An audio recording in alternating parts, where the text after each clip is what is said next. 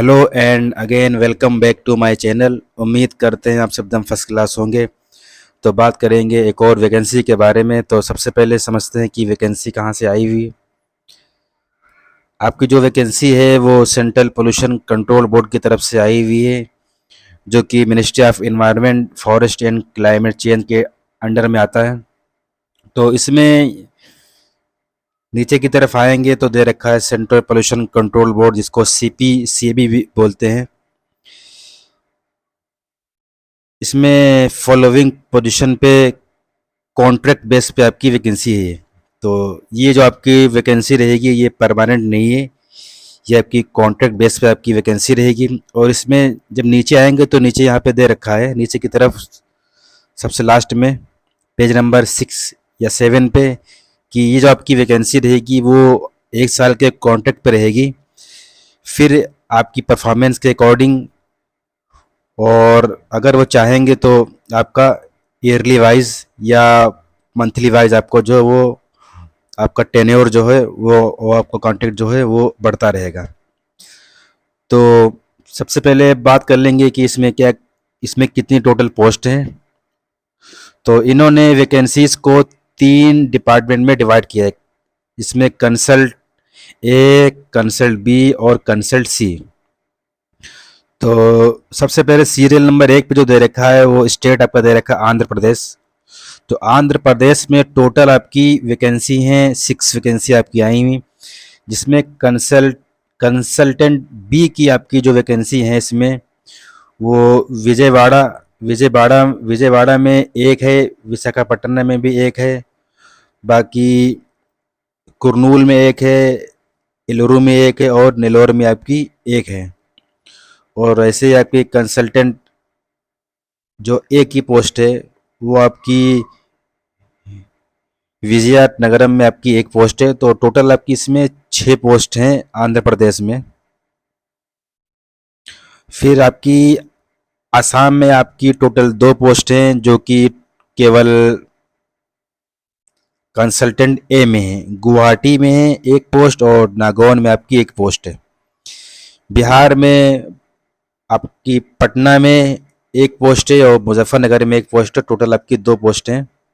छत्तीसगढ़ में आपकी रायपुर में एक पोस्ट है और भिलाई नगर में आपकी एक पोस्ट है। तो इसको आप देख लेना, ये कंसल्टेंट ए की जो पोस्ट है वो राइट साइड में दे रखी है, बी की जो आपकी बीच में है और सी की जो है वो सबसे लेफ्ट में है आपकी। ऐसे ही गुजरात में टोटल आपकी 5 पोस्ट हैं। कंसल्टेंट ए की जो है वो अहमदाबाद में केवल एक पोस्ट है और कंसल्टेंट बी की जो है वो आपकी सूरत में एक है, अहमदाबाद में एक है, राजकोट में एक है और वडोदरा में भी आपकी एक पोस्ट है। ऐसे ही हरियाणा में आपकी एक पोस्ट है, लेकिन वो केवल कंसल्टेंट बी की पोस्ट है। हिमाचल प्रदेश में आपकी 2 पोस्ट हैं जो केवल कंसल्टेंट ए में ही हैं। इसमें आपकी बड्डी और मंडी में एक एक पोस्ट है। जम्मू कश्मीर में एक पोस्ट है जो कि जम्मू में ही है, कंसल्टेंट ए में। और झारखंड, इसमें 3 पोस्टें हैं, ये आपकी कंसल्टेंट बी में आएंगी। धनबाद में एक है, जमशेदपुर में एक है और आपकी रांची में एक पोस्ट है। कर्नाटक बेंगलोर में आपकी कंसल्टेंट बी में एक पोस्ट है और कंसल्टेंट ए में आपकी एक पोस्ट है। टोटल आपकी 2 पोस्ट हैं। मध्य प्रदेश में आपकी 5 पोस्ट हैं। उज्जैन में आपकी एक है जो कि कंसल्टेंट ए में है और कंसल्टेंट बी में आपकी भोपाल में है, ग्वालियर में, इंदौर में और जबलपुर में, इन सब में एक एक पोस्ट है।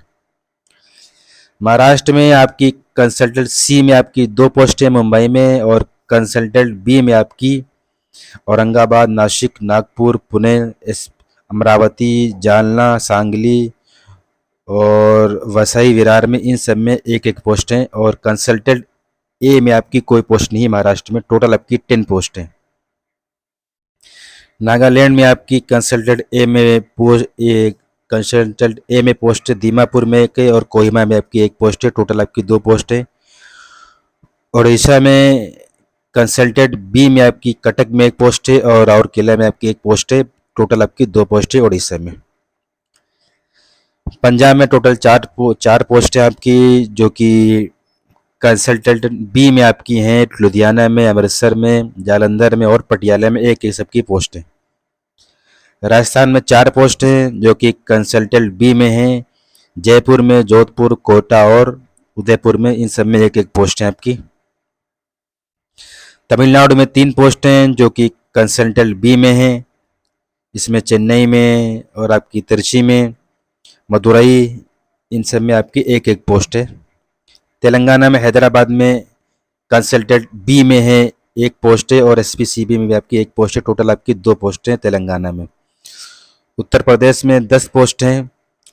कंसल्टेंट बी में आपकी आगरा में, प्रयागराज, कानपुर, लखनऊ, वाराणसी, मेरठ, गाजियाबाद में, इन सब में एक एक पोस्ट हैं। और कंसल्टेंट ए में आपकी गोरखपुर, झांसी, नोएडा में, इन सब में एक एक पोस्ट है। ऐसे आप में दे रखा है उत्तराखंड में आपकी एक पोस्ट है जो कि कंसल्टेंट ए में है, देहरादून में। वेस्ट बंगाल में आपकी टोटल 5 पोस्ट हैं, जिसमें कंसल्टेंट ए में हल्दिया और दुर्गापुर में एक एक पोस्ट है। कंसल्टेंट बी में एसपीसीबी आसनसोल में एक एक पोस्ट है। और कंसल्टेंट सी में कोलकाता में एक पोस्ट है। टोटल आपकी 74 पोस्ट हैं। कंसल्टेंट ए में आपकी 19 पोस्ट हैं। कंसल्टेंट बी में आपकी 52 पोस्ट हैं। और कंसल्टेंट सी में आपकी टोटल 3 पोस्ट हैं। तो यहाँ पर जब देखेंगे आपका ये दे रखा है, यूएलबी दे रखा है और एसपीसीबी दे रखा है और आरओ दे रखा है। तो ये सब इन्होंने डिवाइड करके रखा है। यूएलबी जो होगा वो आपको अर्बन लोकल बॉडी में आपको काम करने का मौका मिलेगा, जहाँ पे यूएलबी पोस्ट दे रखी है। जैसे आप देखेंगे ये लखनऊ की यूएलबी पोस्ट है। फिर जो आपकी एसपीसीबी की पोस्ट है, आपको ये आपको स्टेट पोल्यूशन कंट्रोल बोर्ड में आपको काम करने का ही मौका मिलेगा उनके ऑफिस में। बाकी जो आपके आरओ और एसपीसीबी हैं, ये आपका आरओ आपका ये आपका रीजनल ऑफिस रहेगा। कंसल्टेंट ए की जो आपकी सैलरी रहेगी वो 60,000 रहेगी। कंसल्टेंट बी की जो रहेगी वो 80,000 रहेगी। और कंसल्टेंट जो सी की रहेगी वो आपकी 1 लाख रुपए पर मंथ रहेगी। इसमें आपके पास क्वालिफिकेशन, आपके पास मास्टर डिग्री होनी चाहिए इन्वायरमेंट इंजीनियरिंग में या टेक्नोलॉजी में या साइंस में, या आपके पास बैचलर डिग्री होनी चाहिए इन environment engineering technology with good knowledge of MS office. तो आपके पास अगर मास्टर डिग्री है इन्वायरमेंट इंजीनियरिंग में या टेक्नोलॉजी या इन्वायरमेंट साइंस में, या आपके पास बैचलर डिग्री है इन्वायरमेंट इंजीनियरिंग या इन्वायरमेंट टेक्नोलॉजी, इसके साथ साथ आपको गुड नॉलेज होना चाहिए एमएस ऑफिस का। और सेकंड पे दे रखा है experience in the field of environment pollution management, ये कंट्रोल में आपके पास मोर देन 3 ईयर, 3 साल से लेकर के 5 साल तक का आपके पास एक्सपीरियंस होना चाहिए इन फील्ड में।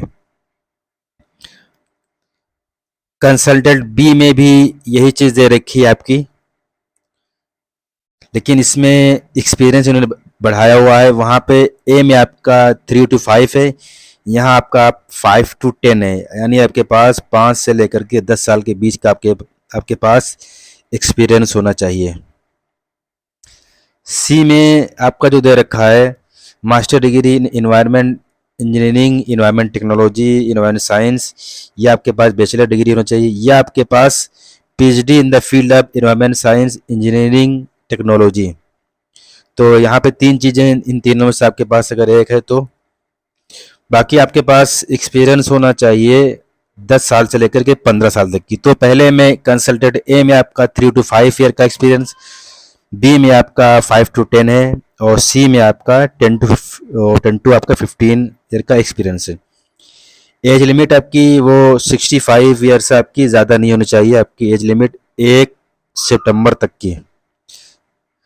यहाँ पे भी आप देखेंगे तो दे रखा है ये आपका टोटल या आपकी कॉन्ट्रैक्ट बेस पे रहेगी 1 साल के लिए from the date of joining. फिर इसके अकॉर्डिंग आपकी परफॉर्मेंस के अकॉर्डिंग जो है ये बढ़ती रहेगी। कैंडिडेट्स एट पर द रिक्वायरमेंट, अगर रिक्वायरमेंट होगी और आपका एक्सपीरियंस और आपका एंगेजमेंट और आपका फील्ड वर्क आपका अच्छा रहेगा तो आपकी कॉन्ट्रैक्ट आपका वो बढ़ा दिया जाएगा। बाकी जो आपकी लास्ट डेट है वो आपकी 10 अक्टूबर आपकी लास्ट डेट है। इसमें आपका केवल इंटरव्यू होगा और इंटरव्यू के टाइम पे आपको फिर आपकी दे रखा है there is no application fee, तो आपकी यहाँ पे कोई भी ना ही को ना ही ए के लिए ना बी और ना सी के लिए कोई भी आपकी एप्लीकेशन फीस नहीं है। और कैंडिडेट्स को इसमें दे रखा है नीचे की तरफ कि आपका जो इंटरव्यू होगा वो दिल्ली में आपका इंटरव्यू होगा, और इंटरव्यू के टाइम पे आपको अपने ओरिजिनल डॉक्यूमेंट सारे वो ले जाने पड़ेंगे, इसमें दे रखा है नीचे की तरफ। The person applying for more than one post must apply CPT, तो अगर आपको एक से ज़्यादा पोस्ट पे अप्लाई करना है तो आपको अलग अलग अप्लाई करना पड़ेगा। जो काम कर रहे हैं उनके पास नो ऑब्जेक्शन सर्टिफिकेट भी होना चाहिए। बाकी